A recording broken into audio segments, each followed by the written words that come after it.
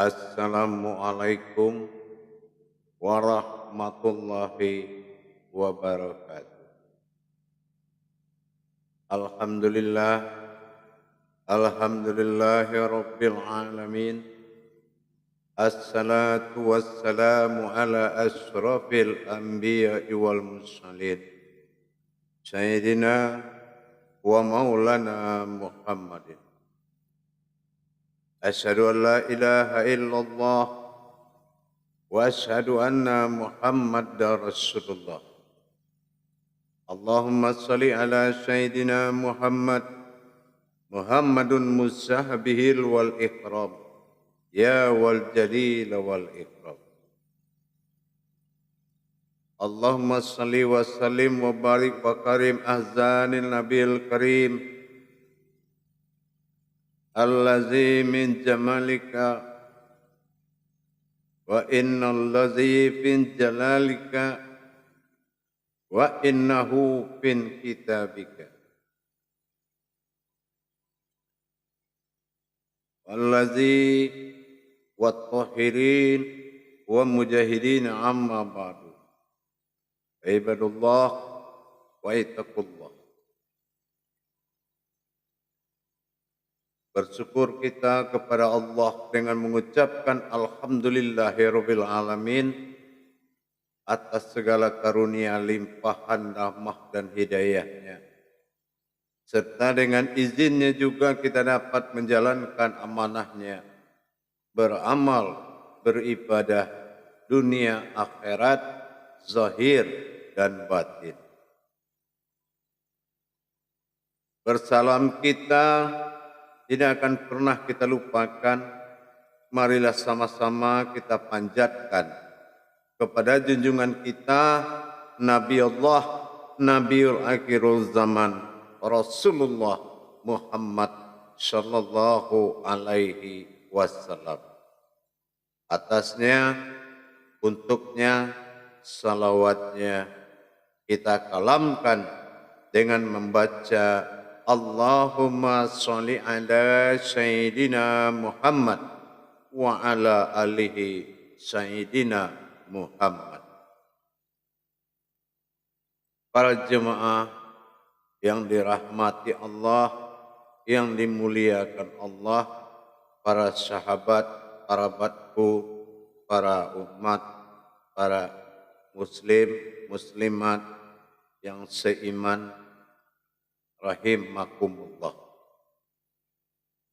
Insyaallah bertemu lagi dengan saya, Guru Mursyid Syekh Nur Muhammad Buya Irwan Maulana Al-Khalidi dalam channel Buya Pasaman Timur, Sumatera Barat, Jakarta. Adapun dalam waktu dan kesempatan yang dimuliakan oleh Allah ini, saya akan berbagi wawasan, mengajak dan menghimbau kepada kita semuanya, yang mana himbauan saya ini adalah himbauan hati nurani yang paling dalam. Pada waktu dan kesempatan yang baik ini, saya akan menyampaikan terutama kepada saudara-saudaraku yang sedang belajar mengkaji diri untuk mendekatkan diri kepada Allah Subhanahu wa Ta'ala. Yang saya beri sebuah judul dalam tayangan ini adalah sebuah keikhlasan. Kenapa menjadi topik sebetulnya dalam tayangan ini tentang keikhlasan? Karena apabila kita dalam menjalankan suatu amalan, dalam menjalankan ilmu-ilmu pendekatan diri, mukharabunnya kita kepada Allah, dalam masa tauhid, dan bertasawuf, bertarekat, membutuhkan suatu rumus ketuhanan. Apa rumus ketuhanan? Kita melihat sejarah kembali tentang sebuah nilai besar yang sangat dijunjung oleh Allah, yaitu sebuah keikhlasan. Ikhlas di sini bukan berarti mengikhlaskan terhadap hablum minan nas saja, tetapi meningkatkan keikhlasan di pada tahap hablum minallah, yaitu mendirikan, mencari diri dalam diri sesuai yang diperintahkan oleh Allah dalam qudsinya. Man arafa nafsahu faqad arafa rabbahu. Barang siapa yang mengenal diriku, niscaya dia akan mengenal siapa Tuhannya. Rabbahu, bukan ha, bukan hi. Hu. Artinya apa? Yang ditanyakan di sini mengenal dirinya, akunya Allah. Hu, nafsahu. Dari kalam hijahiyah tadi, suatu qudsi Allah itu mencari diriku. Di sini diambil tanda kutip untuk mencari hakikat daripada diri, mendapatkan diri ketuhanan pada sifat diri bagi Allah, yaitu adalah umat. Kita ingat kembali kepada apa yang pernah dikatakan oleh Allah Subhanahu wa taala, innallaha innal insanu masakinatul wal marido. Sesungguhnya manusia itu berasal dari rahasiaku. Apa yang dikatakan makna rahasiaku? Maka kita akan mengkaji kembali pada sifat ajakan dan pancingan dari pertanda dalam Al-Quran, mentelusuri satu huruf yang disirnakan sebagai tauhid, sebagai jalan untuk mencari Tuhan, yaitu hilangnya, sirnanya alif di dalam bismillah. Kalaulah memang seluruh ayat tauhid itu adalah menghimbaunya Allah kepada sifatnya sendiri, menghimbaunya Allah kepada kodratnya sendiri, menghimbaunya Allah terhadap sifatnya pada kodratnya sendiri, atau menghimbaunya Allah dengan sifatnya kepada kodratnya, maka kita harus tahu diri. Kita diberikan kesempatan dalam masa insannya Allah dalam dunia, bukan berarti kita berdiri sendiri sebagai umat seperti makhluk yang telah diciptakan tanpa boleh ke masjid. Itulah makhluk-makhluk. Mungkin bagi makhluk yang di hutan bergantungan, di jalan bertebaran, tetapi manusia makhluk yang dijadikan sebagai maujud bagi Allah dan disuratkan kembali kepada Allah dalam kandungan ayat-ayat, hadis-hadis Allah Subhanahu wa taala. Berbeda dengan makhluk yang lain yang tidak dicantumkan dalam keberangkatan kembali kepada Allah. Untuk menetapkan dan mencari jalan-jalan tauhid tersebut, perlu kita mengkaji kembali.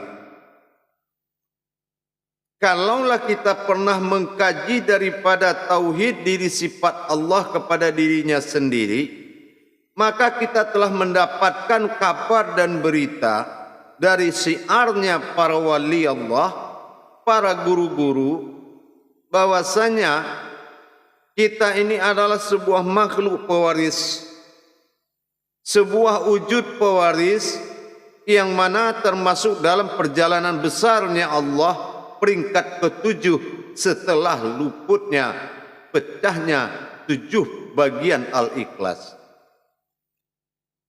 Bernama surat itu Al-Ikhlas setelah terjadi suatu perbuatan kodrat, yang mana perbuatan kodrat secara garis besar dari perjalanan tauhid 7 tadi, qul huwallahu ahad, Allahus samad, lam yalid wa lam yulad wa lam yakul lahu kufuwan ahad. Setelah masa yang ketujuh, Allah bertajalli di dalam dunia ini dengan tajalli Allah. Dalam kajian tauhid, mulai daripada tauhid ilahiyah sampai kepada tauhid insaniyah,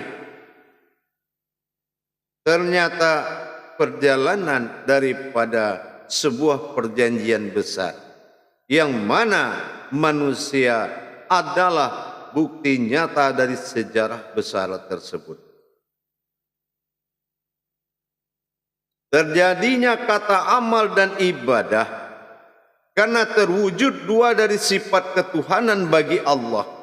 Bersifat Allah dalam 2 wujud, alif dalam sebutan batin tersirat dalam ayat, Allah alif pada surat dari katakan kodrat, Rabbil Alamin dalam panggilan, bersifat Allah pada sifatnya sendiri, bernama alif bersifat aftar. Alif bersifat aftar, nyata sudah kita lihat dalam kondisi tersurat yang jelas. Dan alif bersifat ba'dal, ketunggalan ilah dalam diri, wujud semata sir dalam wujud. Inilah tauhid ilahiyah. Tetapi di balik itu, setelah kita kaji demi kaji, bertajalli Allah dalam makom bernama diri, bukan arti kata banyak buah-buah diri. Banyaknya diri bukan berarti kaji diri menunjukkan banyaknya diri, tapi adalah tangga tauhid menjelapai hakikat daripada keumatan dan Tuhan.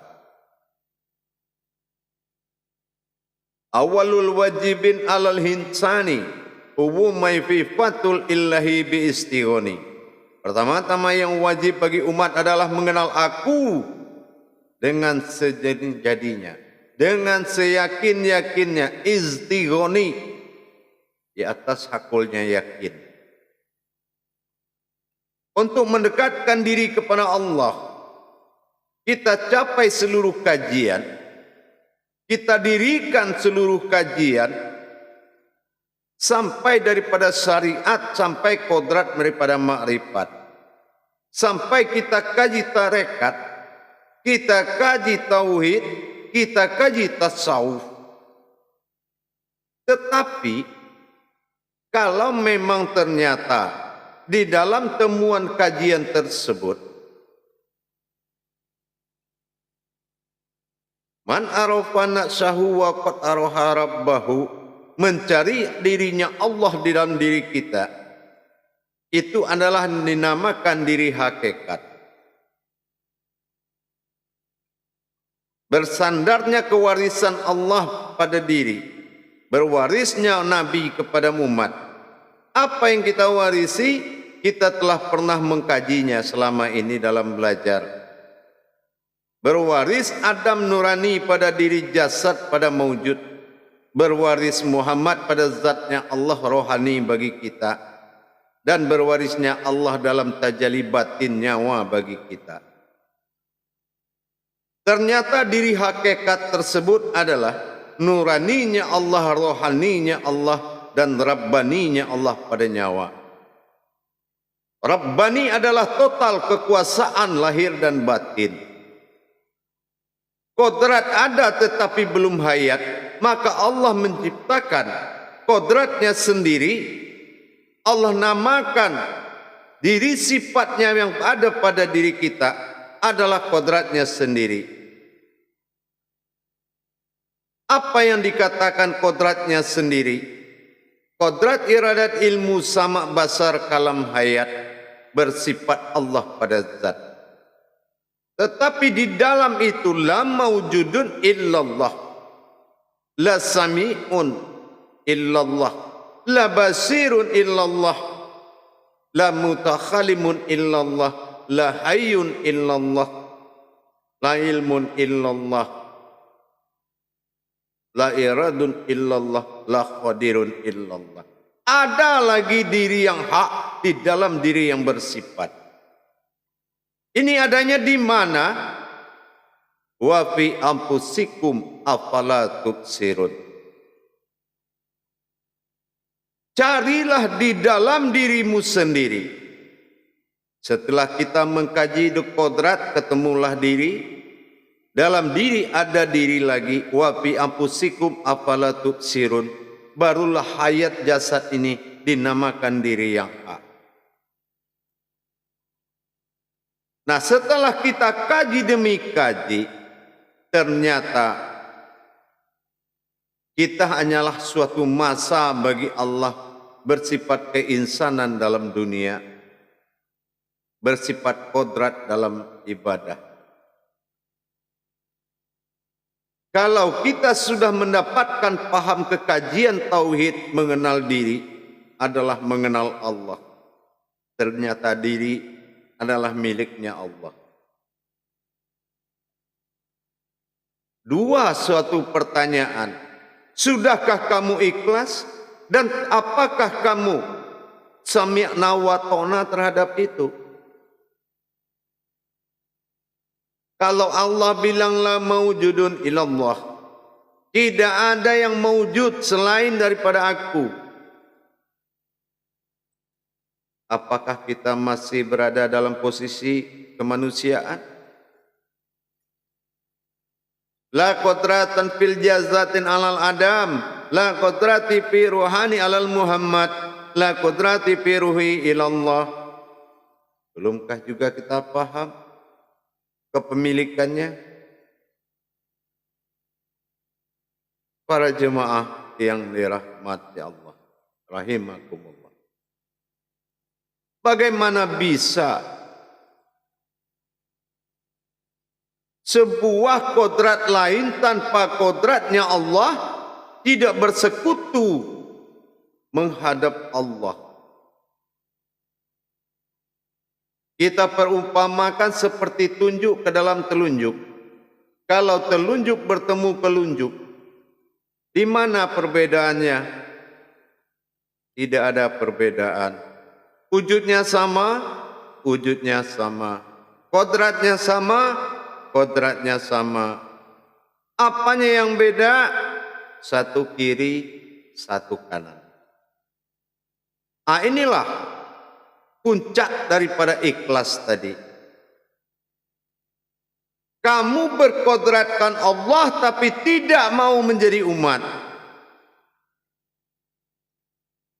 Bukankah mengkhianati Allah dengan kita mengkhianati amanat nanti? Amanat yang kita terima bahwasannya semua bilangan dan hitungan dalam diri itu adalah membilang Allah dan menghitung Allah sendiri.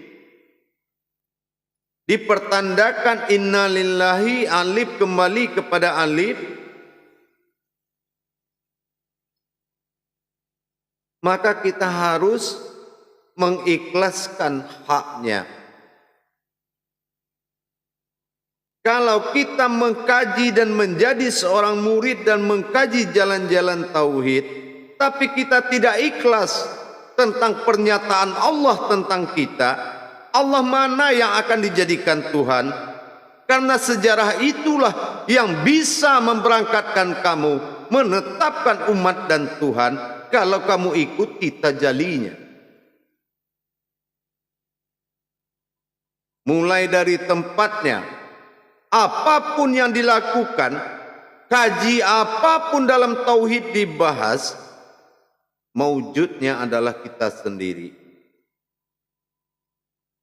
Mana rahasia besar? Rahasia besarnya Allah yang akan terungkap di dalam diri. Perhatikanlah di saat kita belajar. Diri demi diri kita kaji. Mulai dari sifat jasad berpakaian dengan ruh. Mulai kepada sifat daripada sifat menuju pada zat pakaian diri.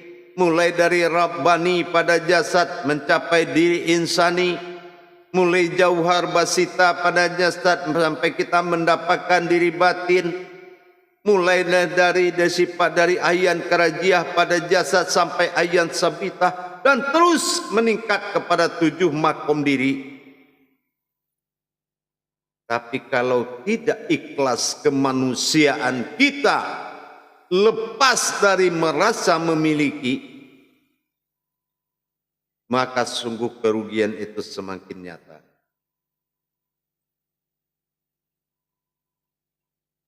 Bertuhan kepada Allah butuh proses dalam tauhid kaji diri. Tetapi kita kebanyakan menghilangkan sejarah sifat tauhid siriahnya.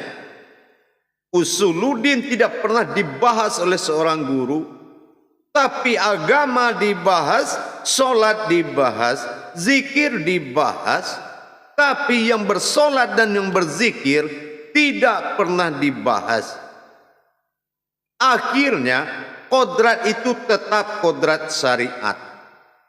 Nyatanya kehidupan duniamu tidak melihatkan ada perubahan dari rohanimu. Tolak ukur kehidupan, hayat adalah hayyum yang hidup. Itulah tolak ukur. Yang hidup itu adalah rohani. Yang hayat itu adalah jasmani. Tapi Allah tidak lihatkan perubahan. Kenapa? Mungkin kita hanya dapat seorang guru yang bisa hanya menceritakan tanpa membimbing kita kepada kebenaran Allah. Padahal kita sudah tahu sifat ruh, sifat jasad mencari ruh, sifat ruh mencari nur, sifat nur mencari zat, sifat zat mencari sir, sifat sir mencari batin. Tetapi kita hanya diajar dengan fatwa-fatwa, dengan sebutan-sebutan yang tidak mampu kita tatap dan kita pandang. Rahasia-rahasia dari perbendaharaan Allah semuanya tersembunyi di dalam makom syahadat dan ditajalikan dalam makom bismillah, dihimpun dalam al-fatihah, diwujudkan dalam al-ikhlas, dan dikodratkan dalam surat An-Nas. Tapi kalau dasar batin kita tidak ikhlas, merasa aneh, dan kita sendiri yang mempersulit diri kita, kalau memang kita dasarnya amanah kepada Allah, ya ayyuhallazina amanu, di sini ketahuan. Wahai orang-orang yang beriman, dalam tulisan amanu, di sini sudah ketahuan ada bahasa yang berbeda. Apa yang bahasa yang berbeda? Itulah tadi. Amanu menjadi imanu. Imanu menjadi amanu. Iman, aman. Arti amanu apa? Percaya, aminun, amanah. Arti amanah apa? Imana. Imana itu aman. Kalau kita sudah percaya amanah Allah yang di dalam diri ini, mulai dari jasad sampai 7 lapis diri, kita yakin itu adalah maujudnya Allah semata, hayatnya Allah kita bergerak, af'al dalam makom kaji, fi'il dalam makom gerak rohani, masih aja kita tetap jadi manusia. Arti jadi manusia apa? Tidak mau, tidak ikhlas menyatakan dan menerima kenyataan Allah pada diri. Bagaimana kaji bisa selesai? Bagaimana semua akan terwujud? Kalau wujud Allah itu masih dirampas dengan kekuasaan nafsu diri sendiri. Terbukti apa? Solatmu tidak dihadiri. Terbukti apa? Zikirmu tidak dihadiri. Dan kamu tidak merasakan ada diri dalam diri. Dan kamu tidak merasakan ada gerak dalam gerak. Dan kamu tidak merasakan ada hayat dalam hidup. Dalam kehidupan ada hayat. Dan kamu tidak merasakan perasaanmu yang dalam. Kenapa? Besarnya perhatianmu terhadap apa yang ada di depanmu melumpuhkan perhatian dan pandangan sehatmu kepada dalam dirimu sendiri. Ini adalah orang yang mengkhianati Allah. Sesuai dengan surat Al-Anfal ayat 27. Nyata-nyata kita telah mengkhianati, dititipkan malah mengambil. Itu alat untuk bekal kita pulang. Mengembalikan alif kepada alif, kodrat Allah kembali kepada Allah. Inna kata Allah, lillah.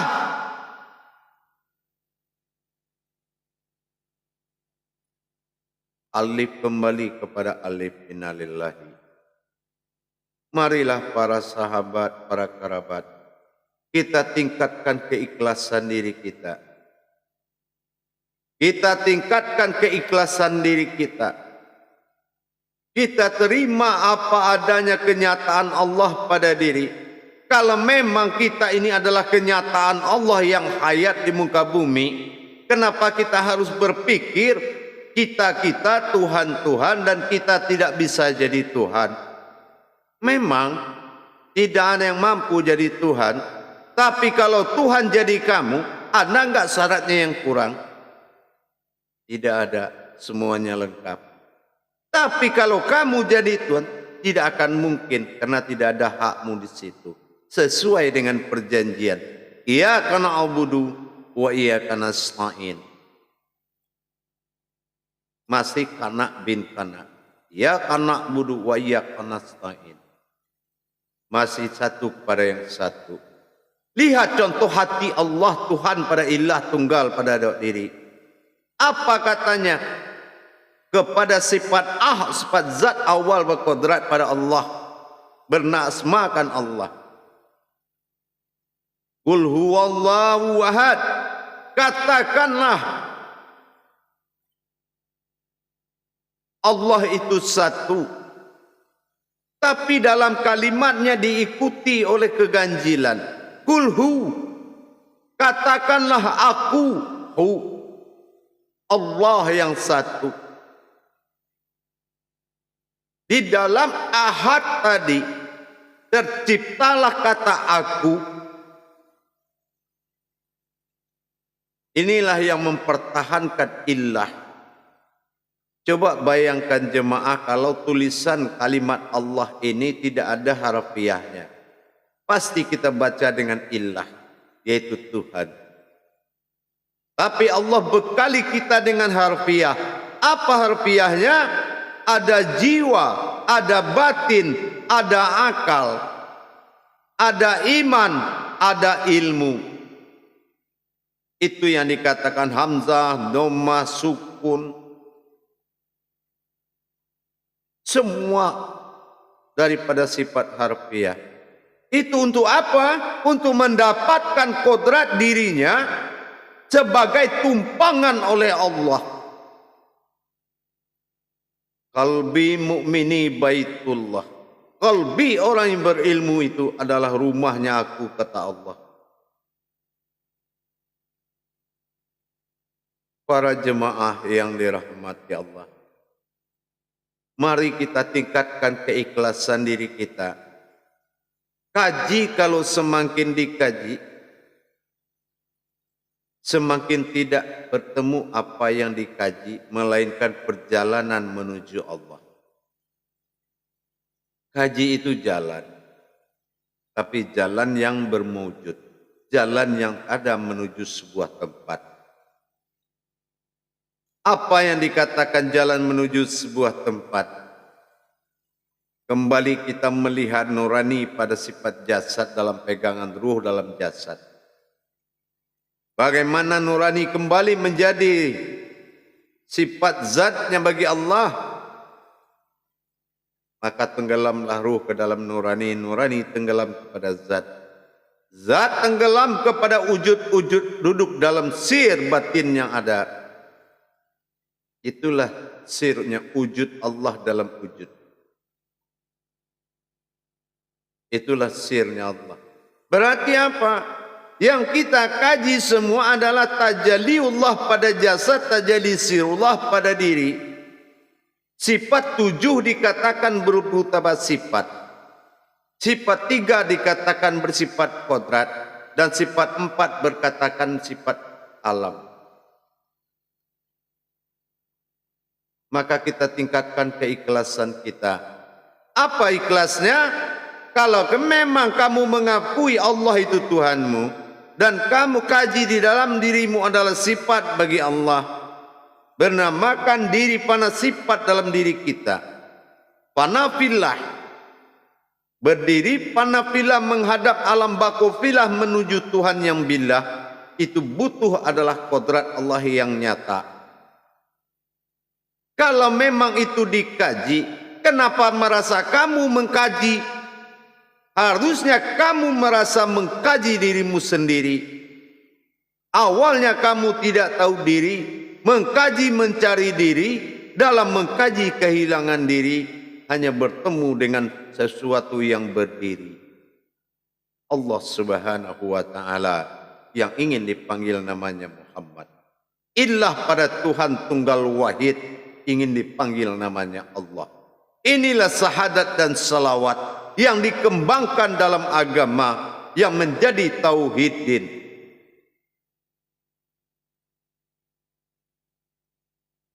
Pada jemaah yang dirahmati Allah, insya Allah, mari kita tingkatkan keikhlasan kita dalam bertajalli. Di dalam mengkaji jalan-jalan Allah, jangan kamu bawa sesuatu yang sesuatu yang bersekutu dengan Allah. Tapi datangilah Allah dalam panggilannya beribadah sesuai dengan kodratnya sendiri. Pelajarilah, carilah dan belajarlah. Itulah solusi. Tidak mungkin sebuah makhluk manapun mampu mengingat Allah. Tidak mungkin semua makhluk manapun mampu menghadap Allah, melainkan kodratnya sendiri. Inilah yang akan disiapkan. Karena kita berasal dari Allah, usolli, maka kita harus mencari diri yang difitrahkan sebagai diri yang bermahalah muqarabah, sebagai rohani yang beribadah. Jasad adalah bersifat amaliyah fil jazadiyah. InsyaAllah, maka zahir dan batin ini bisa dikuasai menjadi zahirnya Allah kalau kita sudah paham siapa zahir ini sebenarnya, dan batinnya Allah bersifat batin. Allah fi zahiru wallahi fil batinu, maka bersifat Allah pada dua kodrat zahir dan batin yang menjadikan ada kata dalam agama amal dan ibadah. Mari kita tingkatkan kaji solat dalam diri, kaji diri dalam solat. Mudah-mudahan buanglah ego diri kita itu, mudah-mudahan bisa kita menerima kenyataan Allah pada diri kita.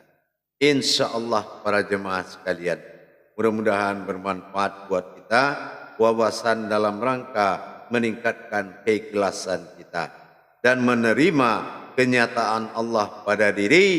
Sesungguhnya diri itu adalah satu maujud sebagai kenyataan Allah. Baik, apapun yang kita sampaikan, semuanya kembali kepada hatimu, niatmu. Disitulah Allah mengunci pemahaman di surat Al-Baqarah ayat 269. Maka capailah kaji yang hati bertuhan. Jangan kamu kaji jalan Allah sebelum hatimu tunduk kepada Allah. karena kamu akan menjadi kufur nikmat.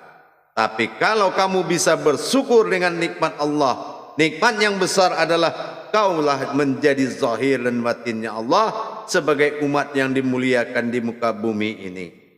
InsyaAllah bergayung bersambut, pasti Allah memberikan kemampuan kepadamu.